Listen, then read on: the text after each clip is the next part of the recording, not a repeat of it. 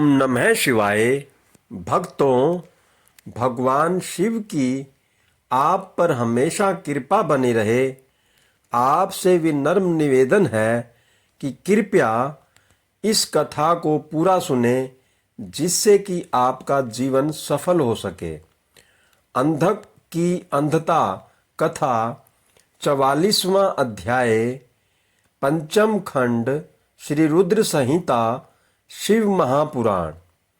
सनत कुमार जी बोले, हे व्यास जी, एक बार हिरण्याक्ष के पुत्र अंधक से उसके भाइयों ने मजाक उड़ाते हुए कहा, अंधक, तुम तो अंधे और कुरूप हो, भला तुम राज्य का क्या करोगे।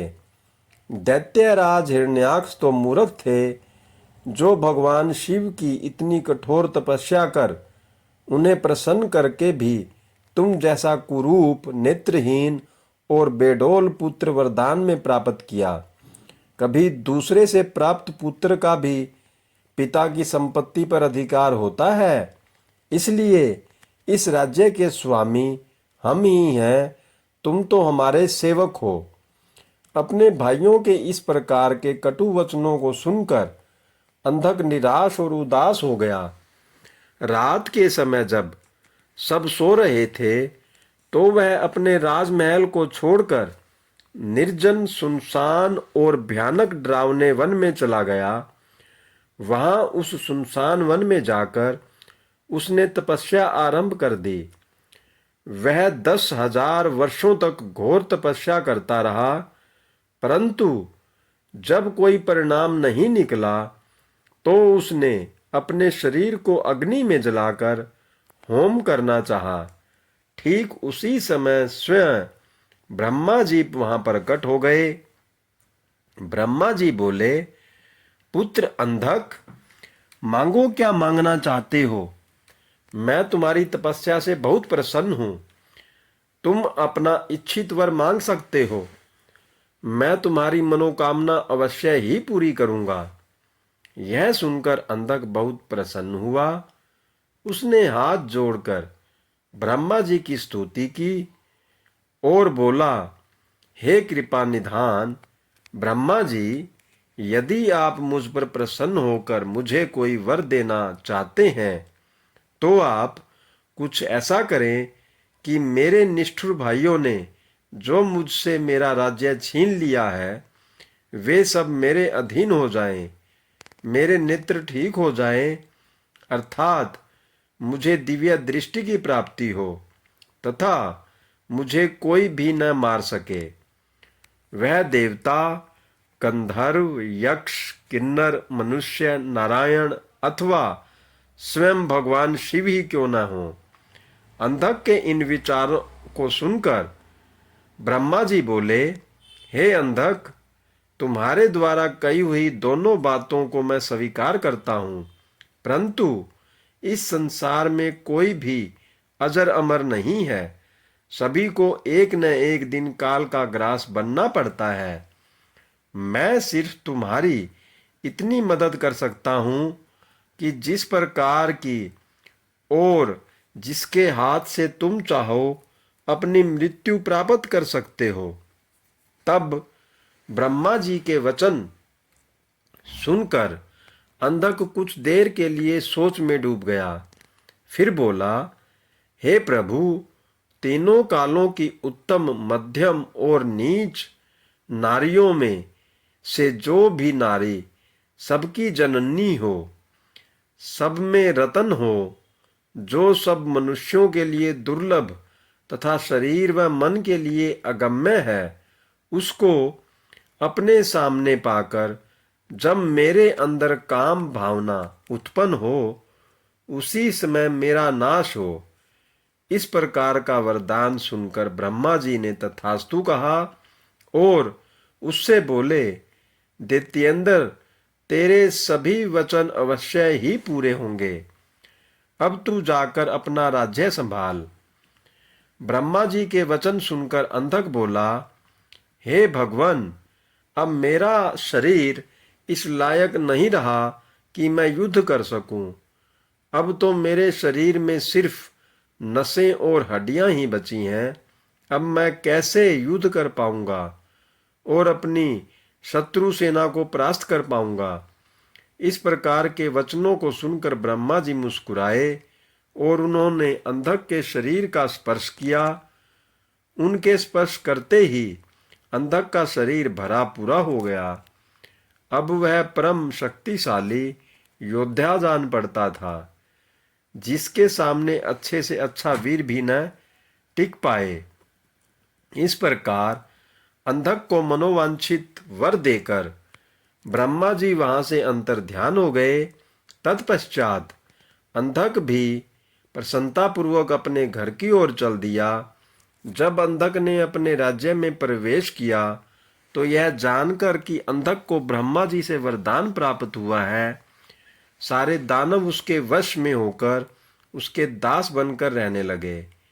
तब अंधक ने विचार किया कि हमें दैत्य साम्राज्य का विस्तार करना चाहिए और अपने घोर शत्रु देवताओं को पराजित करके उनके राज्य पर अपना अधिकार स्थापित कर लेना चाहिए। यह सोचकर दैत्यराज अंधक ने अपनी विशाल दैत्य सेना के साथ स्वर्गलोक पर आक्रमण कर दिया और स्वर्ग पर अपना आधिपत्य जमाकर देवराज इंद्र को अपना बंधक बना लिया।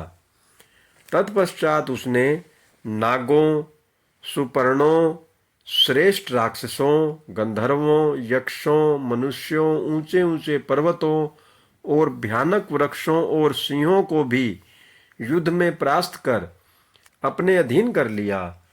अंधक मदान्ध होकर कुमार्गी हो गया। उसने स्वर्ग, भूतल और रसातल की सर्वश्रेष्ठ सुंदरियों को अपनाकर उनके साथ रमणीय विहार किया। दिन पर दिन वह बुराई के दलदल में धंसता जा रहा था। उसने वैदिक धर्म का पूर्णतया त्याग कर दिया था। एक दिन उसके दुर्योधन, वैधस और हस्ती नामक तीनों मंत्री उसके पास आए और बोले, हे दैत्येंद्र, हमने मंदरांचल पर्वत की एक गुफा में एक मुनि को देखा है, जो कि योग ध्यान में मग्न आंखें बंद करके बैठा है। उस रूपवान मुनि के मस्तक पर अर्धचंद्र, कमर में गजेंद्र की खाल बंधी है, सिर पर जटाजूट, गले में खोपड़ियों की माला तथा उसके शरीर पर बड़े भयानक सांप लिपटे हुए हैं। उस मुनि के हाथ में त्रिशूल तो दूसरे में डमरू है। अपने गोर अंगों पर उसने भस्म लपेट रखी है। उस तपस्वी का वेश बड़ा ही अद्भुत है।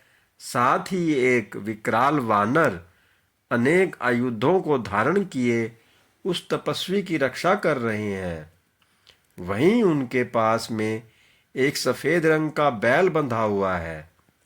उस तपस्वी के पास ही एक सुंदर रतन स्वरूपा नारी बैठी है, जो संपूर्ण शुभ लक्षणों से युक्त है।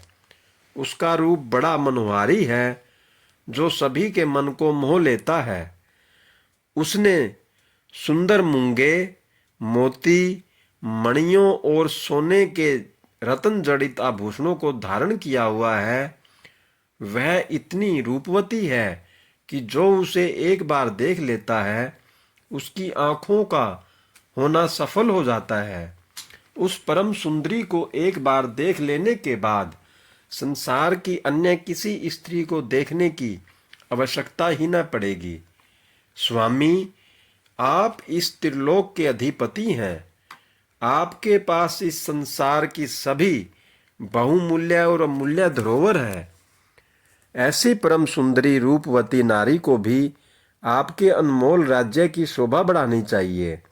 अतः आप हमारे साथ चलें और उस सुंदरी को यहाँ ले आएं।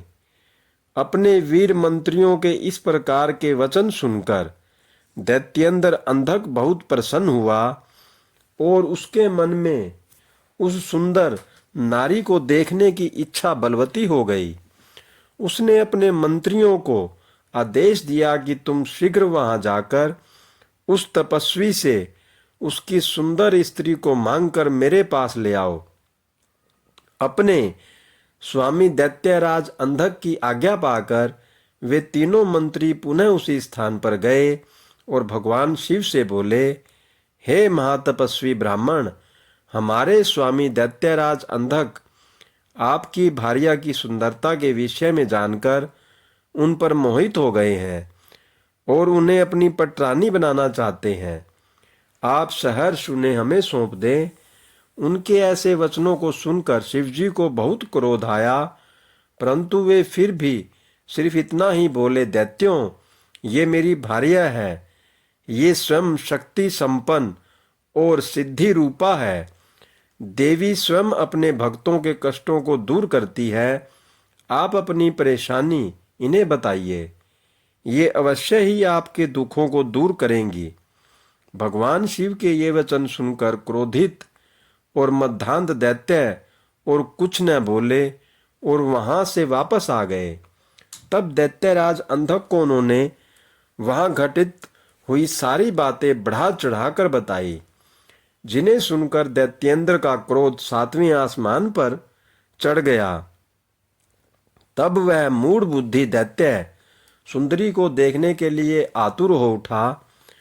उसने स्वयं वहां जाकर उस रत्नों में सर्वश्रेष्ठ रत्न को अपने साथ लाने का निश्चय किया। ओम नमः शिवाय। हर हर महादेव।